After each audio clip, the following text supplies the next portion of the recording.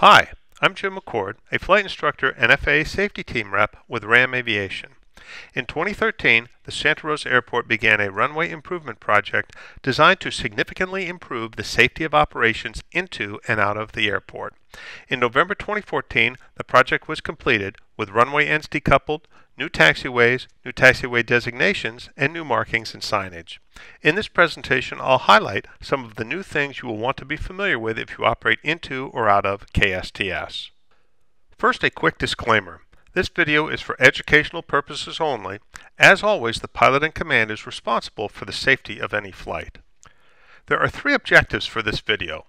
A quick familiarization with the new taxiway markings, highlighting an area that, while not a hotspot, does require more awareness on the part of pilots, and the new airport markings you should be familiar with. Let's go. Here's the old chart on the left and the new on the right. You can and should download and print the latest chart before venturing out. The airport markings and taxiway designations are now more aligned with ICAO standards. As such, you will see the taxiway parallel to the longest runway is Alpha. The taxiway parallel to the second longest runway is Bravo. To finish off the top five, we also have, from north to south, Charlie, Delta, and Echo. Starting from the north, the connector taxiways for runway 1432 are Alpha 1, Alpha 2, Alpha 3, Alpha 4, and Alpha 5 and Alpha 6. You will note that Zulu is still retained as it was in the past. Connectors between runway 220 and Bravo are Delta, Bravo 1, and Bravo 2. We saw a couple of exceptions, but generally the parallel taxiways and connectors follow a logical sequence. I mentioned that there is an area that needs a heads up by all pilots. It is not currently listed as a hotspot. It is the confluence of Alpha, Alpha 3, Hotel, the 20 approach hold area, and the run-up area. I'll talk about the 20 approach hold line shortly. For operating in this area, it is important that you listen to the ATIS and follow the controller's instructions carefully to avoid any near misses or worse on the ground. For example, if you're a GA pilot flying a piston airplane, you may receive a clearance such as November 123, taxi to the run-up area via Alpha. This allows you to taxi to the run-up area, but not leave the run-up area without further clearance. Who do you call in the run-up area? It may be stated on the ATIS, for example, call tower before leaving the run-up area, or it may be stated by ground in your taxi clearance. In any case, do not taxi onto Alpha until you are cleared to do so. If in doubt, call someone, ground or tower, and let them sort it out. For example, you might call the tower and request runway 20 via Hotel or runway 14 at Alpha 3. Now for some new markings. This is a hold line, obviously, right? But a hold for what? Notice there is no enhanced centerline marking and no runway directly crossing the taxiway.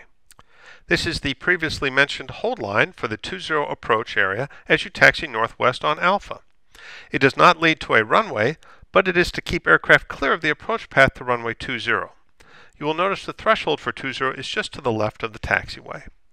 There are two of these 20 approach hold lines protecting the approach path for runway 20. Ensure you are cleared to cross before crossing from the double solid line side of either one, and don't dawdle in the middle. Here's another new hold line. This one is on runway 2, in place for future, as of this presentation, land and hold short operations. Note that the barricades in this photo are no longer present. Notice that this hold line is prior to taxiway Charlie, so if you have accepted a lasso clearance for runway 2, plan to stop before the hold line and wait for clearance to cross and exit, unless you can safely exit at Delta without a 180, unless approved by the tower, of course. Here's a new line coming out of the gun club, a movement area boundary line. You need to have a clearance from ground before crossing from the single solid line side to the other side. This is similar to the runway hold line, where you must have clearance to cross from the solid line side, but you can dash across from the dashed line side. The new movement area boundary lines are at both ends of Echo, so either path out of the gun club requires you to call ground before crossing this line. That was easy, right? If you have any questions, check with your local flight instructor or send me an email and I'll try my best to find you an answer. A quick summary of best practices in ground operations to help ensure you are never on the wrong end of a runway incursion. First, always check NOTAMs before you go. Second, have the latest information, preferably a current chart, out for reference. Plan your taxi route like you'd plan your flight route. Make sure you follow the taxi route the controller assigned, even if it is different from what you planned or expected, and replan as needed. If in doubt, stop and ask for Progressive. If you'd like to learn more, here are some useful runway safety resources for pilots. Thanks for watching, and be safe out there.